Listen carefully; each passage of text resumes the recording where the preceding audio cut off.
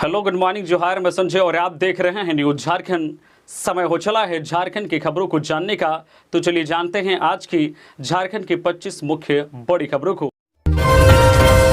हजारीबाग के लोटवा डैम में डूबे 7 बच्चे, 1 की बची जान, 6 के शव बरामद। राज्यपाल व सीएम ने जताया शोक।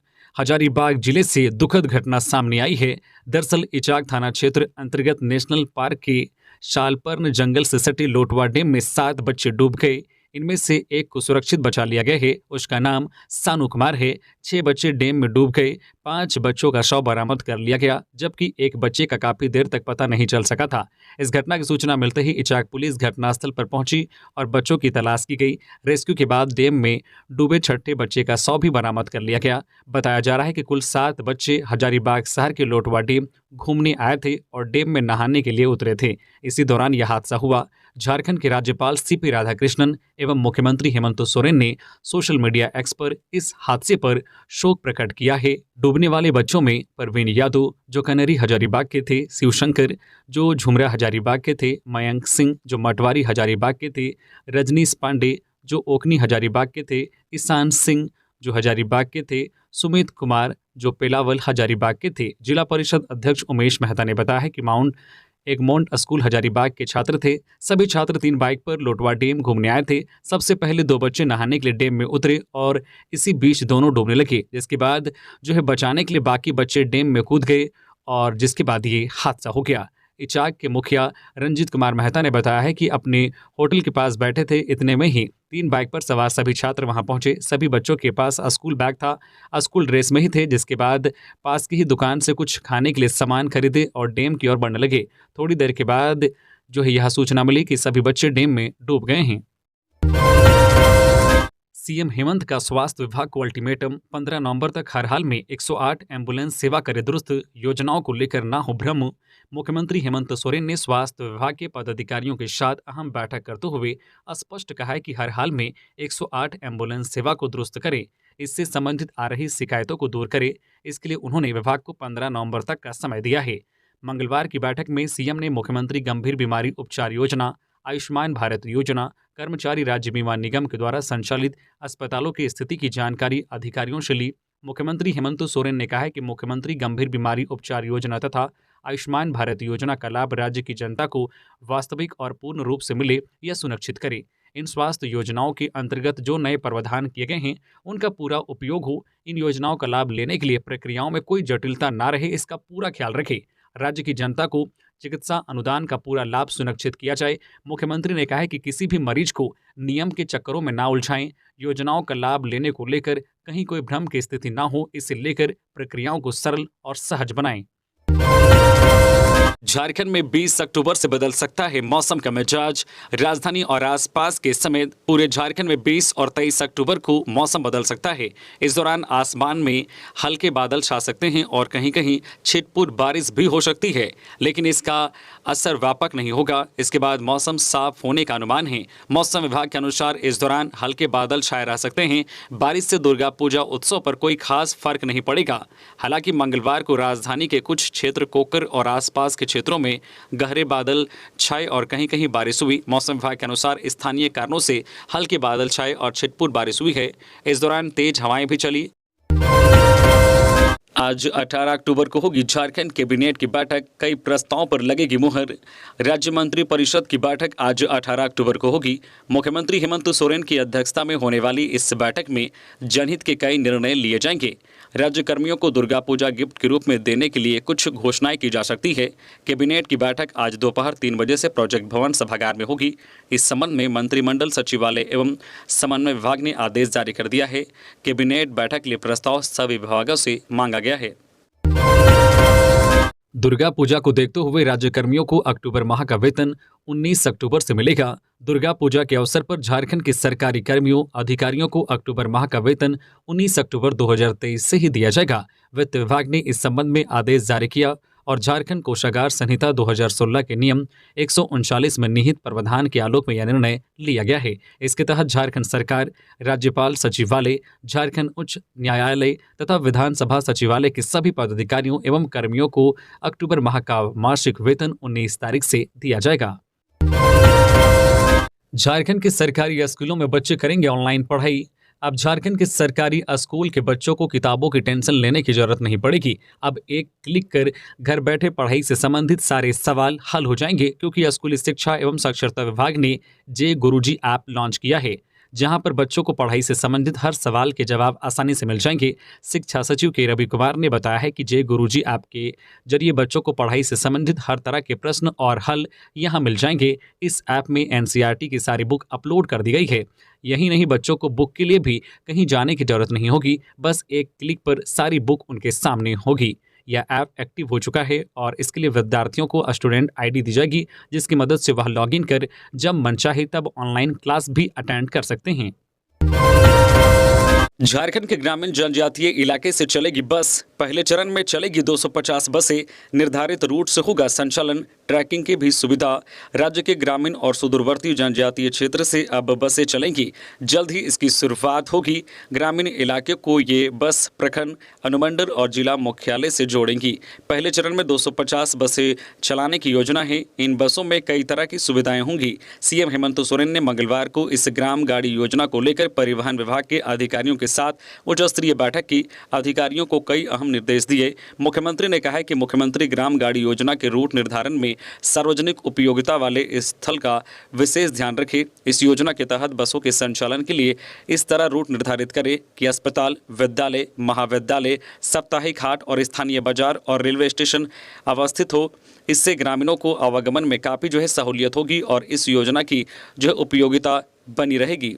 मुख्यमंत्री ने कहा कि ग्रामीणों को इस योजना के तहत संचालित बसों की जानकारी लगातार मिलती रहे, इसके लिए एक ऐप तैयार करें। इस ऐप में ऐसी व्यवस्था हो कि लोगों को यह पता चल सके कि बस कब खुलेगी, बस कहां पहुंची है और कब तक उनके गंतव्य तक पहुंच जाएगी। इससे ग्रामीणों को सूचना के अभाव में बसों के लिए इंतजार नहीं करना पड़ेगा।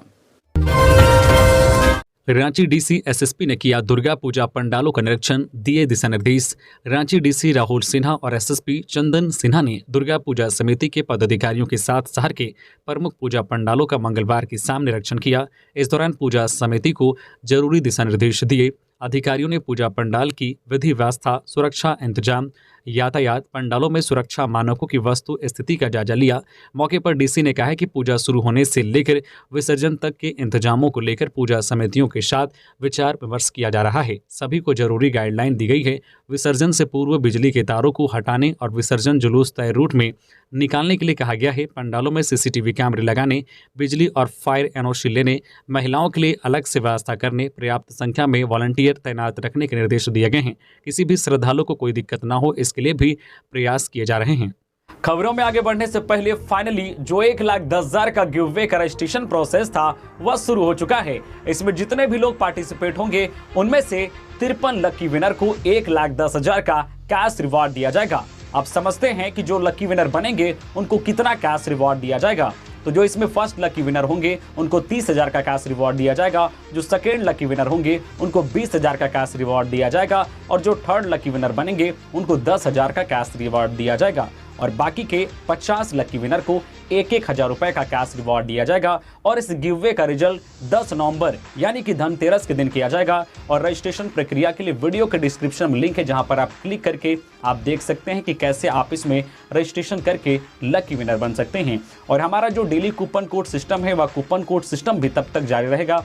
आप उसमें भी पार्टिसिपेट होकर डेली कैश दे सकते हैं। तो ये दिवाली खुशियों वाली होने वाली है। आप सभी लोग रजिस्ट्रेशन करें और लकी विनर बनने के लिए तैयार हो जाएं। चलिए बढ़ते हैं हम लोग अपने खबरों की ओर। धन्यवाद।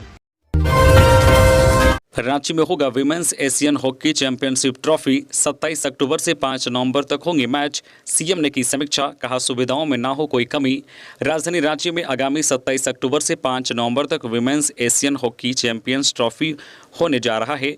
इस आयोजन को लेकर सीएम हेमंत सोरेन ने समीक्षा बैठक की, जहां उन्होंने अधिकारियों को कई निर्देश दिए। बैठक के दौरान तैयारियों की बिंदुवार विस्तृत जानकारी पावर पॉइंट प्रेजेंटेशन के माध्यम से रखी गई। मुख्यमंत्री हेमंत सोरेन ने अधिकारियों से कहा कि women's Asian hockey champions trophy 2023 का भव्य आयोजन राज्य सरकार की प्राथमिकताओं में शामिल है।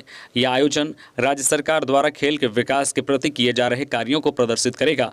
मुख्यमंत्री ने अधिकारियों को निर्देश दिया है कि विमेंस एशियन हॉकी चैंपियनशिप 2023 के आयोजन में किसी प्रकार की कोई कमी न रहे, इसका पूरा ध्यान रखें। इस चैंपियनशिप का ज़्यादा से ज़्यादा प्रचार प्रसार हो, इसे निमित्त है मैकेनिज्म तैयार कर जल्द प्रचार प्रसार शुरू करें। हॉकी चैंपियनशिप का प्रचार प्रसार मिशन मोड में सुनिश्चित करें। बेकाबू होकर खेत में गिरी बस, 13 जख्मी, मदद के बहाने लोगों ने लूटा। पश्चिमी सिंहभूम जिले में जोड़ा से टाटा की ओर आ रही प्रिंस नाम की यात्री बस खेत में पलटकर दुर्घटनाग्रस्त हो गई है। इसमें 13 लोगों के गंभीर रूप से घायल होने की सूचना है। सभी घायलों को इलाज के लिए सदर अस्पताल में एडमिट किया गया है। मिली सूचना के मुताबिक प्रिंस बस में हादसे के समय 70 से 75 लोग टाटा की ओर जा रहे थे। खबर यह भी है कि बस के दुर्घटनाग्रस्त होने के बाद आसपास के लोगों ने घायल यात्रियों की मदद के बहाने उनके सामान लूट लिए। घायल लोग के नाम लखन हेम्ब्रम, सीमा, देवशंकर, बोधराम हेम्ब्रम, श्यामलाल मुंडई, कृति स्त्री मंडल, अभिनव मंडल, सुनीता मंडल अनुरोध हैं। बस चालक को पुलिस ने हिरासत में ले लिया है और बस चालक ने सफाई दी है कि दूसरी ओर से आ रही एक तेज वाहन को बचाने के प्रयास में उसने बस पर नियंत्रण खो दिया। इसके बाद बस कीचड़ से फिसलते हुए खेत में जाकर पलट गई। मुख्यमंत्री हेमंत ने आउटसोर्सिंग कर्मी विशाल उरांव के परिजनों को दिया 2 लाख रुपए का चेक। सीएम हेमंत सोरेन ने मंगलवार को दिवंगत विशाल उरांव के परिजनों को 2 लाख रुपए का चेक बतौर आर्थिक मदद सौंपा। बता दें कि विशाल उरांव रांची नगर निगम में आउटसोर्सिंग के तहत कार्य करते थे। 27 सितंबर 2023 को उनकी असामयिक मौत पूरी में हो गई थी। इससे उनका परिवार सदमे में था। सीएम हेमंत सोरेन ने मानवीय संवेदना दिखाते हुए 2 लाख रुपए का चेक परिवार को सौंपा। साथ ही कहा है कि विशाल उरांव के असामयिक निधन से हम सभी लोगों को काफी दुख हुआ है। सीएम हेमंत ने इस मौके पर परिवार को भरोसा दिलाया है कि सरकार आगे भी उनकी मदद करेगी। मृतक उरांव के परिवार को शीघ्र ही सामाजिक सुरक्षा के दायरे में लाया जाएगा। गौरतलब है कि रांची कुम्हारटोली निवासी विशाल उरांव का निधन 27 सितंबर 2023 को हो गया था। विशाल उरांव उस समय ओडिशा के पूरी भ्रमण पर थे। उनका निधन समुद्र में डूबने से हो गया था। मृतक विशाल उरांव रांची नगर निगम से संबंधित आउटसोर्सिंग कंपनी में काम करते थे। वे मुख्यमंत्री आवास में माली का कार्य करते थे। मौके पर मृतक विशाल उरांव की मां नंदिनी देवी, बड़े भाई रवि उरांव सहित अन्य परिजन उपस्थित थे। बाबूलाल मरांडी ने नेता प्रतिपक्ष अमर बावरी को दी बधाई। आज 18 अक्टूबर को रांची में होगा भव्य स्वागत। नेता प्रतिपक्ष अमर कुमार बावरी आज बुधवार को रांची स्थित बीजेपी प्रदेश कार्यालय पहुंचेंगे, जहां उनका पार्टी पदाधिकारियों द्वारा भव्य स्वागत किया जाएगा। भाजपा प्रदेश अध्यक्ष बाबूलाल मरांडी ने अमर कुमार बावरी को झारखंड विधानसभा सचिवालय द्वारा नेता प्रतिपक्ष की मान्यता प्रदान किए जाने पर बधाई एवं शुभकामनाएं दी है। आपको बता दें कि अमर बावरी छत्तीसगढ़ विधानसभा चुनाव के मद्देनजर सांगठनिक प्रवास पर हैं। वे आज 18 अक्टूबर की शाम 4 बजे सेवा विमान से रांची हवाई अड्डा पहुंचेंगे। झारखंड प्रशासनिक सेवा के 21 पदाधिकारी इधर से उधर। झारखंड प्रशासनिक सेवा के 21 पदाधिकारियों को इधर से उधर किया गया है। इस संबंध में कार्मिक विभाग ने अधिसूचना जारी कर दी है। कोडरमा के सतगांवा बीडीओ वैद्यनाथ उरांव को एसडीओ गोड्डा के पद पर पदस्थापित किया गया है। वही पदस्थापन के लिए प्रतीक्षारत जो है सिलवंत कुमार भट्ट को रामगढ़ एसडीओ बनाया गया है। गिरिजा शंकर महतो को चांडिल एसडीओ बनाया गया है। जेजेएमपी का आज 18 अक्टूबर से पलामू प्रमंडल में अनिश्चितकालीन बंद। मनिका के सुशील एवं अमरेश को 46 दिन बाद भी जेल नहीं भेजने का आरोप। उग्रवादी संगठन झारखंड जनमुक्ति परिषद जेजेएमपी ने अनिश्चितकालीन पलामू प्रमंडल बंद की घोषणा की है। लातेहार के मनिका थाना क्षेत्र के मनधनिया के सुनील उरांव उर्फ बीरबल उरांव एवं जो है अमरेश उरांव को उसके घर से पुलिस द्वारा उठा ले जाने के 46 दिन बाद भी जेल नहीं भेजे जाने के विरोध में यह बंद की घोषणा की है। जेजेएमपी के अनुसार बंद मंगलवार रात 12 बजे से ही प्रभावी हो गई है। अगर 24 घंटे के भीतर पुलिस सुशील उरांव को जेल नहीं भेजती है तो बंदी अनिश्चितकालीन में परिवर्तित हो जाएगी। पलामू प्रमंडल के पलामू, गढ़वा एवं लातेहार में प्रेस वाहन, एम्बुलेंस, दूध वाहन, स्कूल वाहन को बंद से मुक्त रखा गया है। जेजेएमपी के कर्मवीर ने मंगलवार 17 अक्टूबर को इस सिलसिले में प्रेस विज्ञप्ति जारी की है। परिवहन शुल्क बढ़ोतरी उचित नहीं, सरकार जनहित में फैसला वापस ले। झारखंड प्रदेश बस ऑनर्स एसोसिएशन ने परिवहन विभाग झारखंड द्वारा शुल्क वृद्धि प्रारूप पर आपत्ति जताई है। संघ के अध्यक्ष सच्चिदानंद सिंह ने कहा है कि विभाग ने 4 अक्टूबर 2023 को झारखंड मोटर गाड़ी संशोधन नियमावली 2023 पर आपत्ति के साथ संशोधन व दूसरे प्रारूप को जनहित में वापस लेने के लिए सुझाव दिया है। उन्होंने बताया है कि पूर्व में शुल्क वृद्धि किया गया था, लेकिन झारखंड उच्च न्यायालय के आदेश से इसे स्थगित किया गया। अब फिर से नया शुल्क वृद्धि उचित नहीं है। बता दें कि परिवहन विभाग ने ड्राइविंग लाइसेंस, परमिट सहित सभी तरह के कार्यों में शुल्क की बढ़ोतरी की है। 21 दिनों के अंदर इस पर आपत्ति भी मांगा है। एसोसिएशन के अधिभार सहित शुल्क वृद्धि पर भी आपत्ति जताई है। सच्चिदानंद सिंह ने कहा है कि सारे वैधानिक पहलुओं पर विस्तार से आगे बात रखी जाएगी। चलती स्कूल वैन में लगी भीषण आग, बाल बचे स्टूडेंट्स। झारखंड की राजधानी रांची के ओरमांझी में चलती वैन में भीषण आग लग गई। आनन फानन में बच्चों को गाड़ी से बाहर निकाला गया। स्थानीय लोगों की मदद से बड़ा हादसा टल गया। गाड़ी में घटने के वक्त 3 बच्चे मौजूद थे। जानकारी के अनुसार घटना नेशनल हाईवे 33 पर इरबा के समीप मंगलवार की सुबह 6:30 बजे हुई। पाम इंटरनेशनल स्कूल बरियातू के स्कूल वैन में आग लगने से वाहन जलकर खाक हो गया। स्कूल वैन में घटना के वक्त 3 विद्यार्थी बैठे थे। तीनों बच्चे इरबा गांव के थे। आग लगने से पहले बच्चे और चालक गाड़ी से उतर गए थे। घटना की सूचना मिलने पर ओरमांझी पुलिस घटनास्थल पर पहुंचकर गांव के लोगों के सहयोग से आग बुझाने का प्रयास किया। जब तक आग बुझती तब तक गाड़ी जलकर खाक हो गई थी। Palm international school Bariatu Ranchi की विंगर गाड़ी आउटसोर्सिंग से स्कूल में चलती थी। गाड़ी 4 से 5 साल पुरानी थी। 1 नवंबर से सीएम आमंत्रण फुटबॉल प्रतियोगिता, 27 दिसंबर से राज्य स्तरीय आयोजन। राज्य में 1 नवंबर से मुख्यमंत्री आमंत्रण फुटबॉल प्रतियोगिता 2023-24 का आयोजन होगा। पंचायतों में 1 नवंबर से 18 नवंबर तक इस प्रतियोगिता का आयोजन होना तय हुआ है। खेल निदेशालय झारखंड की ओर से इस संबंध में सभी जिलों के खेल पदाधिकारी को सूचना भेजी जा चुकी है। इसके मुताबिक 1 नवंबर से पंचायत स्तरीय आयोजन के बाद 28 नवंबर से 6 दिसंबर तक इसका आयोजन प्रखंडों में कराया जाना है। 11 दिसंबर से 14 दिसंबर तक जिला स्तरीय आयोजन कराया जाएगा। जोनल स्तरीय प्रतियोगिता का आयोजन 17 दिसंबर से 20 दिसंबर तक होगा। 27 दिसंबर से 30 दिसंबर के बीच राज्य स्तरीय प्रतियोगिता तय है। पंचायत स्तरीय आयोजन पर प्रति पंचायत 5,000 रुपये व्यय होंगे। इसके अलावा प्रखंड से लेकर जोनल स्तरीय के लिए भी बजट तय किया गया है। छविरंजन की बेल पर ईडी कोर्ट में 20 अक्टूबर को सुनवाई। हाईकोर्ट 30 नवंबर को सुनेगा याचिका। लैंड स्कैम के आरोपी रांची के पूर्व डीसी छविरंजन की जमानत अर्जी पर रांची पीएमएलए के स्पेशल कोर्ट में सुनवाई हुई। सुनवाई के दौरान ईडी की ओर से उपस्थित विशेष लोक अभियोजक रमित सत्येंद्र ने बहस के लिए समय देने का आग्रह किया, जिसे स्वीकार करते हुए अदालत ने बेल पर बहस के लिए 20 अक्टूबर की तिथि निर्धारित की है।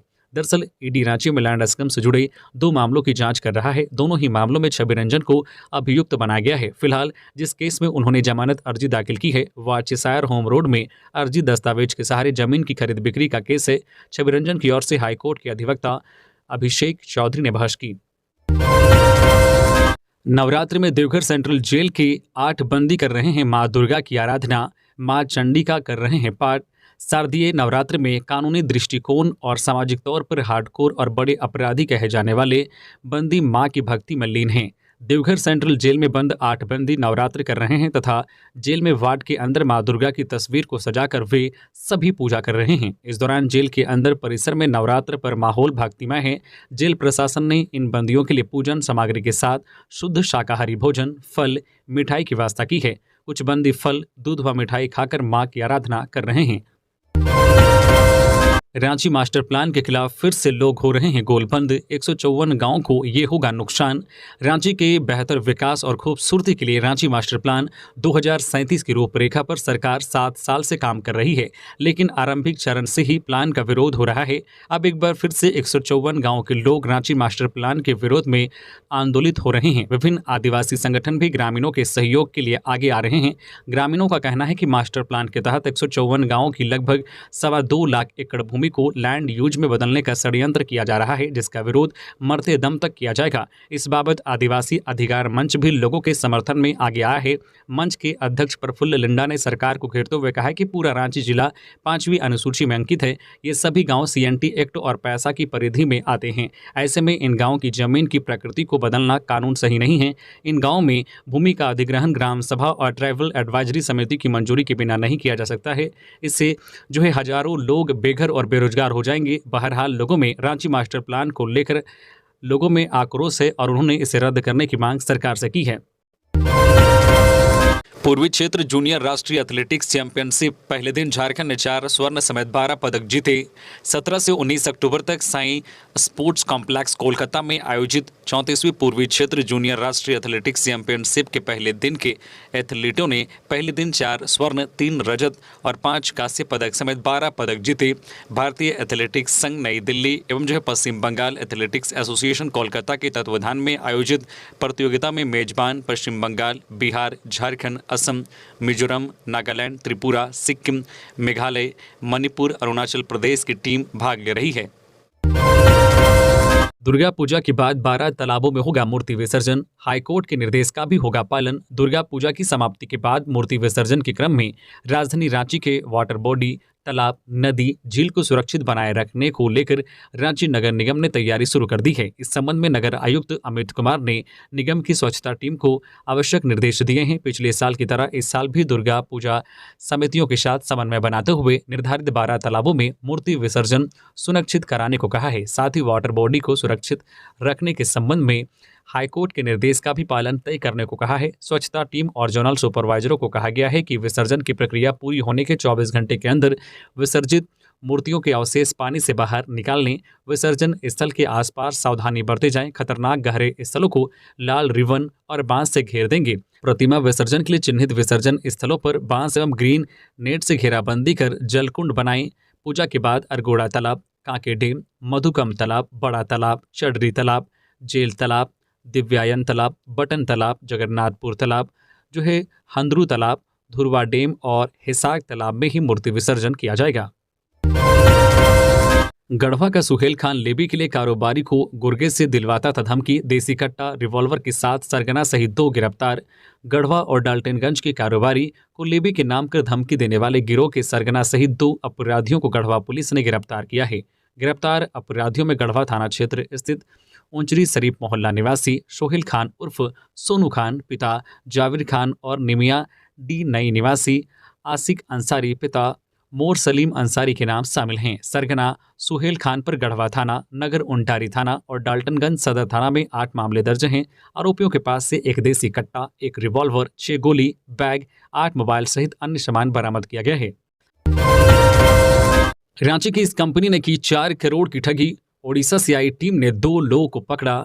ओडिशा की आर्थिक इकाई टीम ने पुंदाक पुलिस की मदद से रांची के 2 लोगों को पकड़ा है। 4 करोड़ की ठगी मामले में इन्हें गिरफ्तार किया गया है। आरोपियों के नाम अमर डेनिस और पीयूष कुमार उर्फ निशांत बताया गया है।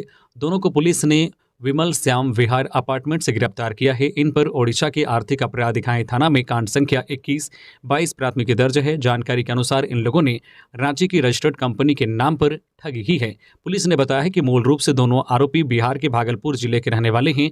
इन लोगों ने वास्तव इंडिया ट्रस्ट के माध्यम से विभिन्न योजनाओं के तहत निवेश के नाम पर 4 करोड़ की ठगी की है। मामला उजागर तब हुआ जब ये भुवनेश्वर में खोले हुए जोनल ऑफिस को बंद कर फरार हो गए। लोगों ने ऑफिस नहीं मिलने पर मामले की आर्थिक अपराध इकाई थाना में प्राथमिकी दर्ज कराई। बता दें कि वास्तव इंडिया ट्रस्ट रांची से रजिस्टर्ड कंपनी है, जिसे 2010 में रजिस्टर्ड किया गया था। पुलिस ने अवैध कोयला लदी 14 बाइक जब्त की, 23 क्विंटल माल जब्त। जामताड़ा के नाला क्षेत्र पुलिस ने सोमवार शाम जांच अभियान चलाकर 14 अवैध कोयला से लदे बाइक को जब्त किया है। सोमवार देर शाम गुप्त सूचना के आधार पर नाला थाना प्रभारी महेश मुंडा की अगुवाई में पुलिस की टीम ने थाना क्षेत्र के पल स्थली में बंद ECL के अवैध कुआनुमा खदान में छापा मारा। रेड मारने पर पुलिस को अवैध रूप से कोयला उत्खनन कर काफ़ी संख्या में बाइक कोयला लेकर जा रही थी। इसी कड़ी में पुलिस ने सभी बाइक को जब्त कर लिया। साथ ही 23 क्विंटल कोयला भी जब्त किया गया है। वहीं पुलिस को देखकर लोग वहां से फरार हो गए। 17 अक्टूबर मंगलवार को जितने भी लोग डेली गिव में पार्टिसिपेट हुए थे और जिन्होंने कूपन कोड को हमारे वेबसाइट में सबमिट किया था, उसमें से 5 लकी विनर का अनाउंसमेंट कर दिया गया है। तो 17 अक्टूबर के जो लकी विनर बने हैं उनमें पहला जो नाम है ओम कुमार, जो साहिबगंज के रहने वाले हैं। दूसरे जो लकी विनर बने हैं इंद्र महतो, जो सरायकेला खारसामा के रहने वाले हैं। तीसरे जो लकी विनर बने हैं चांदी चरण राय, जो बोकारो के रहने वाले हैं। चौथे जो लकी विनर बने हैं आदेश कुमार, जो साहिबगंज के रहने वाले हैं। और जो 5वें लकी विनर बने हैं लोहर सिंह मुंडा, जो रांची के रहने वाले हैं। तो ये डेली गिव वे में पार्टिसिपेट होके 17 अक्टूबर के ये 5 लकी विनर बने हैं। इसके अलावे हमारे चैनल पे अभी 1,10,000 का गिव वे भी चल रहा है, आप उसमें भी रजिस्ट्रेशन करके पार्टिसिपेट होके कैश जीत सकते हैं।